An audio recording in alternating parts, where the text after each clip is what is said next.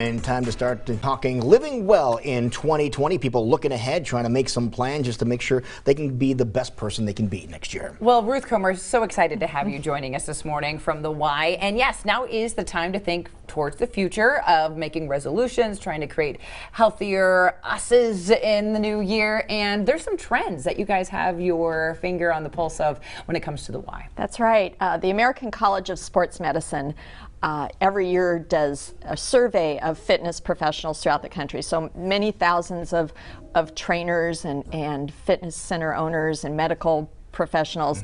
They ask them about the top fitness trends and put out a list. And so we like to keep tabs on that and make sure that at the Y, you know, we're right on top of what those trends are.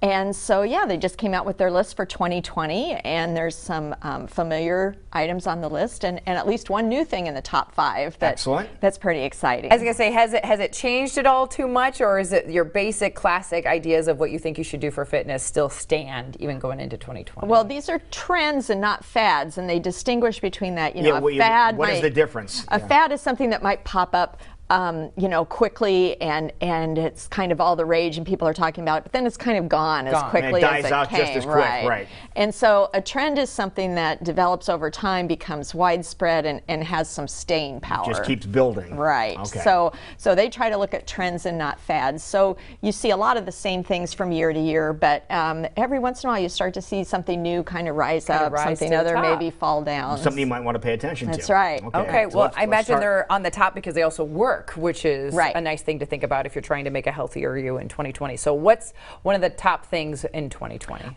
Number one, again this year, for the second year in a row, is wearable technology. Wearable. Yes, and those are things like your fitness trackers you wear, your smart watches, your Apple Watch, a Garmin device, GPS device. I wear mine every day. Tracks your steps, and then also has different exercise settings, so you can track your heart rate, your calories burned.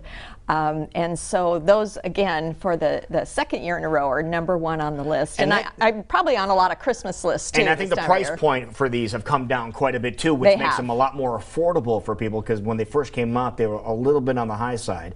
People stayed away from it, but now it's somewhat affordable. That's right. And you can integrate them in all kinds of different exercise. So whether you're on the treadmill or the elliptical, you know, working with weights, running laps, taking a class, a lot of the devices have a setting for that, so that you can know for the type of exercise you're doing exactly how many calories you're burning, and if your heart rate is in the target zone. Like the results that you might be looking for. What does it do for you? I still haven't gotten to that point of wearing something, but what has that done for you, having a device like well, that? I run, so this is a GPS device watch. Oh, it is. And so it also helps me, you know, track how far I'm running, my pace, that kind of thing.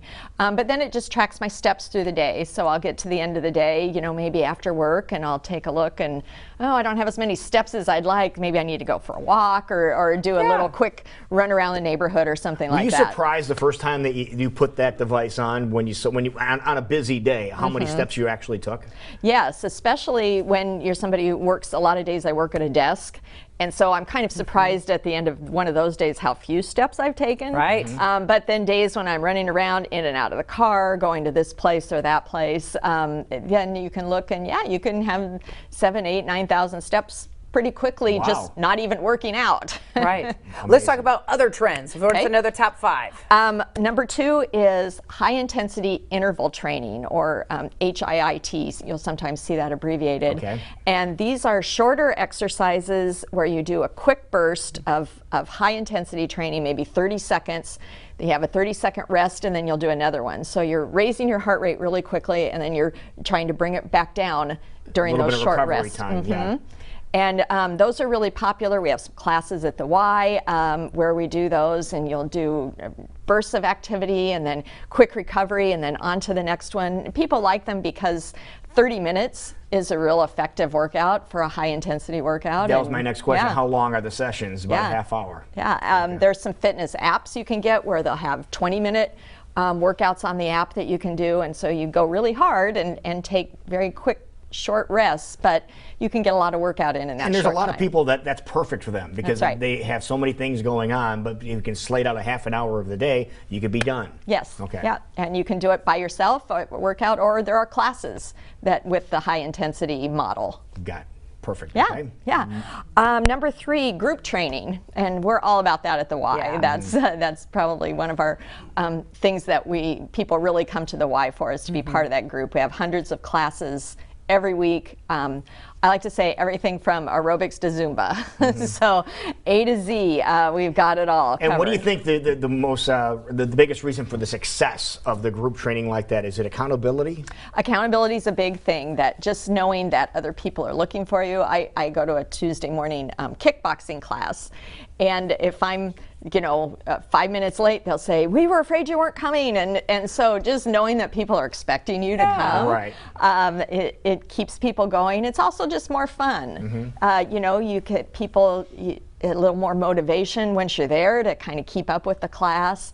Afterwards, you can kind of hang out, have coffee, visit with people. A lot of our seniors really like classes for that reason too. Imagine. I love it. Some encouragement and some community, right. Which is what Socialization the Y is all about as well. Okay, we have a couple other trends we need to look forward to.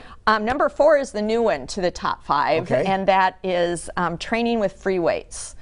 So training with weights have been around a long time, but we're seeing more new things and new routines for people to do with kettlebells. Yeah, sure. With hand weights, with medicine balls. So things, not using the weight machines, but using actual free weights. Right, small weights to just increase the intensity of an exercise. We have classes like Body Pump that are really popular, where you use a barbell with just small amounts of weight on it, but you exercise to music, and you do. Oh, really? Yeah, you try to increase your repetitions, gradually increase your weight a little bit, and that sounds fun. Yeah, it's a real a high intensity with a quick beat music, and it's fun to lift weights to music. Now, are there classes for that, or are those more individualized? No, that's Body Pump is a class, one of our most popular classes, that you can do. And then other classes just incorporate hand weights, or maybe a medicine ball or something as part of the class. Awesome. Okay. Yeah. Okay, we have one more trend. That's right. And 5th in the top 5, personal training. Right. Which more and more people are really seeing the benefit of personal training, that you can get a lot accomplished in those training sessions. You do have to pay extra to have that one-on-one personal training, but for a lot of people it's worth it because they can really make the most of their exercise time, or they can just take a few sessions, kind of get the idea, get the hang of doing the exercises, then they're ready to go out on their own and complete them on their own. But for some folks, that investment is what really makes it work. Right, right. Yeah, you don't have to, there are people, you hear about the Hollywood people who work with trainers and all the time in every workout. And you can have we have people who have long ongoing relationships with their trainers because it works for them. But you can also just do a few sessions and have the trainer help you get going, set up an exercise routine for you, and then you're ready to take it on your own. Just pointed it in the right direction. Right. Perfect. Best part, all 5 hot trends in 2020, all available at your local Y. All of that and more. You got it. I love it. And if you're still looking for that perfect gift or stocking stuffer, we always encourage you to check out memberships as well, because you're giving back not only to yourself, but an amazing community that's created by the Y. So if people want more details and pick up one of those memberships to stuff in somebody's stocking, how can they do so? DMYMCA.org is our website, or stop into any of our 6 branches in the metro area. We are open Christmas Eve day, I think till maybe 2 o'clock sometime in the afternoon. Closed on Christmas, but then we'll be right back at it on the 26th, and with our 12 Days of Christmas promotion. So come in after Christmas too, because we got some great deals going on for you then. Oh, good to know. Yeah. Wonderful. Well, thank you so much, Ruth. Yeah. And Merry Christmas. Merry Christmas to you guys. Thank you so much. Always a pleasure.